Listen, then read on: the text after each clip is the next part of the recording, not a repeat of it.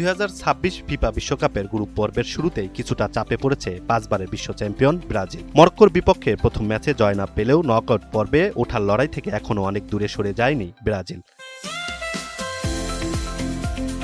Group সিতে মরক্কোর বিপক্ষে ম্যাচের 21তম মিনিটে ইসমাইল সাইবারির গোলে পিছিয়ে পড়ে ব্রাজিল। তবে 31তম মিনিটেই ভিনিসিয়াস জুনিয়রের গোলে সমতায় ফেরে দলটি। এরপর দুই দলই আক্রমণ চালালেও আর কোনো গোল না হয় ম্যাচ শেষ হয় 1-1 ব্যবধানে। ফলে দুই দলই একটি করে পয়েন্ট নিয়ে মাঠ ছাড়ে।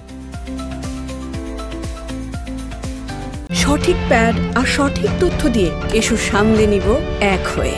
Mona Lisa sanitary napkin. প্রথম ম্যাচে 3 পয়েন্ট না পেলেও ব্রাজিলের জন্য সমীকরণ এখন নিয়ন্ত্রণে। গ্রুপ পর্বে তাদের সামনে এখনো দুটি ম্যাচ বাকি, হাইতি ও স্কটল্যান্ডের বিপক্ষে। নতুন 48 দলের বিশ্বকাপ ফরম্যাটে প্রতিটি গ্রুপ থেকে শীর্ষ দুই দল সরাসরি শেষ 32-এ যাবে। পাশাপাশি সেরা তৃতীয় স্থানধারী দলগুলোরও সুযোগ থাকবে নকআউটে খেলার।